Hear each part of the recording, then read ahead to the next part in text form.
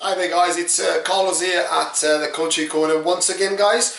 As you can see, I'm very relaxed in my own house today, so I'm just kind of like having a bit of a chill out time. Watch some football, really good games on the telly today. Watch the German League, Italian League, watch the Premier League too. There were some really good results today, so I'm sure you guys have been watching some really good derbies out there, so I'm sure you guys watch lots of good things happening today.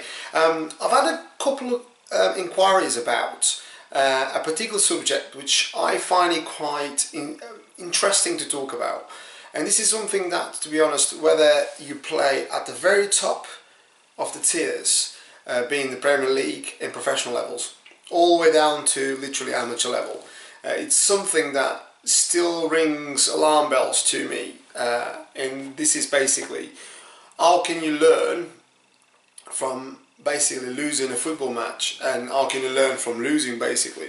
Now, no one likes to losing. I'm probably one of the worst ones for that. I hate losing, but one thing I do when I lose a football game, so basically I find, for me, I always ask the questions, and this is totally off the cuff really here, I'm not going through any agenda really. So basically what I find is I always try to learn from it. So what it means is, what was involved in that particular defeat, who was involved in that particular defeat, that's counted from all the squad, all the staff involved in that particular day. Why did we lose, and how did we lose it? You know, so there's many other questions you can ask, but that's just basically a main point there for you guys to kind of like think to yourselves. And this is something perhaps is quite interesting to talk about, because a lot of people never look into that detail. So when you lose a football match, you kind of like, you tend to blame, or we've missed the chance, or our goalkeeper wasn't very good today, or our right back wasn't very good today, or we've made a clear mistake, our centre backs, or whatever it was. And we tend to pick on this particular thing. But a lot of the times there's other things, you know, that come beneath that causes that to happen, you know. And this is why I'm massive on looking at the detail, to really make sure that people actually realise that sometimes there's so much to it, rather than just thinking that particular mistake. I'll give you an example. Sometimes, you know, people don't even look at this, like the way you warm up, the way you do your team talk, can have a knock-on effect on how players start the game straight away, you know. Some people might disagree. I mean, everyone's entitled to their opinion, but I tell you that it makes a huge impact. And I've just obviously named a couple there, but there's so many things that makes a huge impact on things. And sometimes it's just a mere chance of luck as well. Luck plays a big part as well too. So I would say a lot of the time is learn from basically how to lose, and this is now, learn how to lose is to learn from losing, if that makes any sense, because you don't want to learn to lose games, you know, you want to learn to overcome that. But if you lose games, obviously you need to understand that, you know, you need to learn from it, otherwise you'll keep them making the same mistakes without realizing. Now, a lot of managers and coaches out there shouting and, you know, to go mad at the players and everything else. You got to realize that there's many ways of managing, and some people have that particular way of managing people, and some people need that, to be honest with you. So I don't agree and I don't disagree. Obviously there's many ways of doing things. I think that you've got to know who you got in front of you in order to be able to understand that there is many ways of managing just particular players. And in particular nowadays, there's a lot of players that don't really correspond or respond to that particular ethos or subject that we're talking about. So I would definitely say, make sure that you obviously are very much aware who you got in front of you. Now, the other one is obviously how your players are feeling after that defeat. What are they, you know, experiencing? Are they, you know, obviously they'll be down. How are they feeling amongst each other? What's the tribe and the squad feeling like? So it's very important for you to understand the knock-on effect that has on players. Now, teams that kind of like lose, say 3, 4, 5 games on a bounce, the morale is going to be very low. So you can have great players in this particular squad, but if you're not careful, those players that are so great can go from being great into being very mediocre players. Not from a technical point of view, a tactical point of view, even an understanding point of view. Is even from the desire point of view. Obviously, a lot of the times you see teams like, you know, they'll have 11, 12, 14, 15 players, and you struggle to even pick one player from there as a quality player, but they're doing very well. It's because they group together. And they basically they fight for one another. And I don't need to give you an example. I'm sure you know a lot of teams out there, and you watch a lot of football that not particularly great teams, but they're doing, when I say great teams in terms of quality and in terms of technical ability, but they've got a tremendous amount of team spirit, and that, you know, that only carries you so far, but it carries you sometimes far away and far enough to be able to do more than what they're expected to do in relation to their ability, if that makes any sense.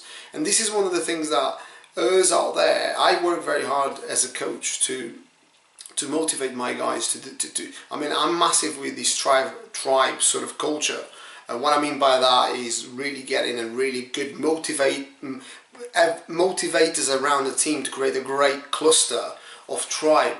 Because this is, I also, if you look at the great you know, people out there, the great companies, the great teams, they all have a fantastic tribe, and they tend to have one or two leaders. But this sort of tribe culture that they build, everyone fights for one another, and everyone's trying to help one another.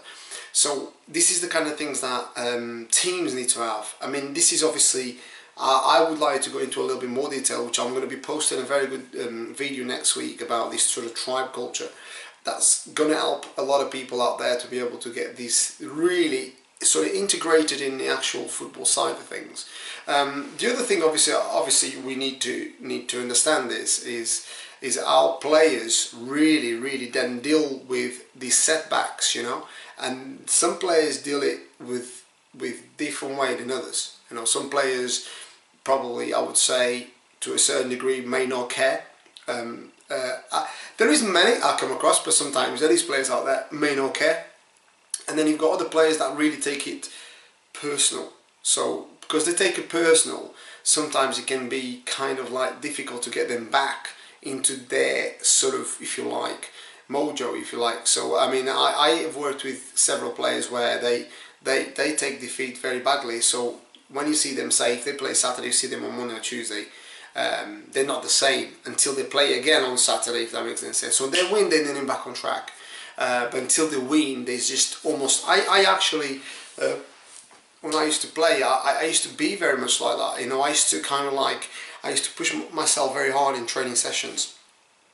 But until I won another game, it never felt the same. You almost like it's like a group of sort of like, if you like, neurons of oxygen that you needed to kind of like get your breath back, if that makes any sense. And I think sometimes you need that kind of like, I mean, winning a football match after a hard working week in a training ground is phenomenal. It's phenomenal, and when you can see the team sort of progressing, it's very much something that I would say is very rewarding. Now, obviously, I had some of you guys requesting particular, you know, detail around tribe culture and how you guys would like to have it obviously delivered to you. But the question for you guys, it would be, is how would you want your team to basically feel after the defeat? You as coaches and you as people that are in football or managers or whatever, how would you want your team to feel after defeat? Like yourself, angry, annoyed, defeated in a way, you know, sad to a degree, because there's a degree of sadness, anger, you know. But ask yourself, does that serve you? Is that good? You know, some players need to have a bit of like defeat to understand it. You know, we need to really get moving, and then understand. And then eventually, the other question you're going to ask yourself is, are you regroup you guys? You know, this is where my sort of question to you guys is, are you going to regroup those guys? Because if you think to yourselves is, if they're going to have a defeat, they're going to be pretty, you know, down. So it takes a lot. Don't just kind of like think, oh, they'll be okay, because, you know, that is just paper over cracks, you know. So it's you've got to very much so understand that when you want to rebuild the team back, you need to have a very strong personality or personalities around you and people that have got, you know, deep knowledge about not so much or not all about the football, but understand psychology too. That's one thing I study very deep about, you know, human psychology. To understand, you don't need to know the ins and outs of psychology to become a guru of psychology to do this, but you need to have a good understanding how to motivate human beings. And there's many ways of motivating human beings, because we're all the same, but we're all different too. So there is going to be obviously triggers of motivation to motivate them. But what I would say is, to get your team regrouped, you've got to really touch on a lot of elements of psychology that's going to get your team to remember there's a lot of individuals there. So you need to get all of them together again to believe in the same vision. So they all have to have the same sort of, like, if you like, interests. For the team's obviously interests, in order to get the big goal and the big vision, everyone's pointing in the same direction. However, there might be different sort of there will be different sort of mentalities there, there'll be different sort of personalities in there, there'll be different sort of all sorts of people from different parts of the world of views. However, they all have the same vision, if that makes any sense. So they're all fighting for the same goal, if that makes sense. So they're all pulling in the same direction, because otherwise what you've got a distorted team. You haven't got a team there, you've got a group of individuals or a little small cluster of individuals, and that is where a lot of teams sort of like get themselves stuck. And that's one thing I'm going to talk about next week, which is about tribe culture, which I'm really looking forward to talk about that. But I hope that's informative for you guys. It's my passion, as you know, is to motivate and to also help you guys as much as you can, as much as I can. And also, what I like to do is learn with you guys too. So keep requesting those subjects that you so well do. I love receiving emails from you guys say, Carlos, loved your video. What do you think about this particular subject? And I talk about it. Don't take me wrong. I don't want to come across any like any sort of guru out there. I only know what I know. I work very hard to learn more every day with you guys too. And please, obviously, just keep in contact, because I love that. It's my passion to improve. It's my passion to improve and help you guys, and it's my passion to learn with you guys. So if you guys can learn with me, I'll be absolutely over the moon. But until next time, guys, it's Carlos here at Carlos Coaching Corner, inspiring you once again. Take care of yourselves. Bye now.